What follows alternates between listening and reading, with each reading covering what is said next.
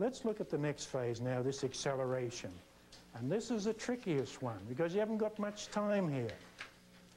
But most of us will get plenty of practice at it. That's the good news. So acceleration is where the kid is engaging us. And it's usually just a step before they're into it and then they do their big blow up. So I've got several suggestions here. And the first one, there's more no-nos and do-dos. Here's some of the no-nos. Watch these escalating prompts. Keep in your mind the kid's trying to draw you in. And these are the things that indicate to the kid that we are being drawn in. Number one, agitated behavior from staff. Now, in a session like this, oh yeah, we'd never do this. But we just got to raise our voice a bit more than we normally do. The kid knows where we're buying in. So if we get agitated, that's kind of a no-no. That will escalate the child. Cornering the student, or anything that involves getting in the kid's face, getting right over them. Now, you need to get down to work. You know, there's not only the volume, but just crowding them, cornering them, anything that contains them, that will escalate them. Sort of power games.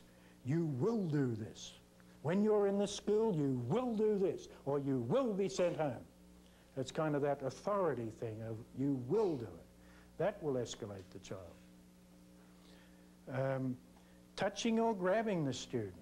And it's a basic rule, don't touch or grab when they're like this. It's lots of reasons. It's usually it'll prompt physical stuff. And who knows their history? You know, there's lots of research that says kids who get violent have experienced violence themselves. Kids who abuse have been abused. There's a high correlation there. So when your hands come out, even though they might be the hands of a masseuse, that kid sees that hand coming, who knows how they interpret it. Put your hands in your pocket, but never touch or grab. Nagging's another one. For whatever reason, I think it's related to number A, where we feel the need to respond, and we're trying to control our other behaviours, so we start to nag. Now, Johnny, you need to get down to work. Now, you're doing what work you have to do. Get down to work there now. Just that stream of language, that'll make them blow. It's best to be cryptic. In fact, it's best to use gestures. Johnny? That kind of stuff. Any verbal stuff seems to trigger them off more. Number F, making statements that may discredit the student. For example, I really appreciate the way you guys are ignoring Fred. I appreciate that. Now, Fred sees that as a put down. And they just slip out. You know, it's just when we get a bit frustrated, but that'll trigger the kids.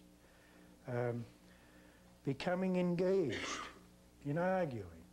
You know, bite the old lip, don't say anything, walk away. It's kind of over. So there's quite a lot of things we shouldn't do, but the theme is don't get engaged. Try just don't respond. If I'll just share real quickly, the best example I've ever experienced my own work as a kid was in the office and he comes over to the secretary's desk and starts going through his stuff and picks up a sheet and says, "What's this? This is a load of crap," and throws it up in the air. Now, the secretary's there, and my misfortune, I was there too, right? So is that an engager behavior? Am I expected to respond? Sure. So I respond. The kid's supposed to be going to in-school suspension. So I said, let's say the name's Fred. Fred, you need to go to in-school suspension, ISS, or I'll call your PO. And what he did then, he went over to the secretary's desk, grabbed a cup of coffee, came back to me, right in my eye, held the coffee like this and said, "You call my PO, I'll throw this in your effing face." That's a paraphrasing. And so, now, whose turn is it, right? My turn. Now, you predict. He's got that there, he's already made that threat. And suppose I say, "You do that and you'll be in big time trouble." Right? I'd be wearing the coffee, for sure. Suppose I said, "Try it." Any kind of challenge, I'd be wearing it, right? Suppose I said, "Oh, goodness, oh, golly." Suppose I did that. you know, guess what he'd do next time? He'd be carrying coffee around with him. So what options have I got? What do I do with that? Now, this is sort of getting ahead of myself, but I'm just saying this in the area of engagement. You've got to break it up right there. So the best response always is not to respond. He's wanting a response, right? He's expecting one. That's a pretty good one. I knew I was okay, depending on what I did. He would have thrown the coffee if he was going to. Really depended on what I did. So basically, I did nothing. Do I look at him? Do I stare at him? Do I look like that? None of those. I look at him, look around here, I look flat out bored. No response. Then I say a little diversion, something to the secretary, then I come back to it, and then give him that original direction. So that's just what I'm trying to say, to break this up. That first response we make when they're doing their engager stuff is the key. So number 2 gets at, well, what do we do? You know, you've given us 10 things on what not to do. I've just got 3 things there that I think are critical. 1 is to maintain calmness. You know, the kid's doing his thing, but I'm not going to be drawn in. I'm just going to go about business here. Kid's doing that, that's not my fault. I'll try and do the best I can. He's going to go business. They don't go too far. And if they do, tomorrow's another day, or whenever they come back. So that's kind of 3 behaviours that I think are fundamental to the way we do business there. All right. Now, suppose they're going round and round with this engager stuff. How long do we put up with that? How far can they go before they, you know, if they start trashing the room, fine, they've gone too far.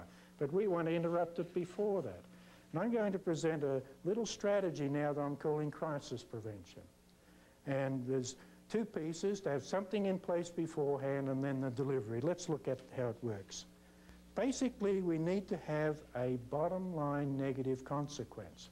And it doesn't have to be the most aversive thing in the world. It can be things like you'll have to go to ISS, you'll be sent to the principal, you have to call your parents, call your probation, you present consequence and the expected behaviour as a choice. So Fred, you need to go into in-school suspension or I'll call your PO. You need to follow the teacher's direction or you'll be suspended. You need to sit down now or I'll call your parents. You need to stop doing that there and sit here or I'll call the police. So it's like do this, which is the expected behaviour, or this consequence. So that's the first piece of it. The second thing is, and this is real critical, give them some time. Don't expect an immediate response. And throw in the time. So it'll go something like this. You need to go into ISS or I'll call your probation counsellor. You've got a couple of seconds to decide. You've got a few seconds to decide. See, so the reason for that is that they're wanting this back and forth, this engagement stuff.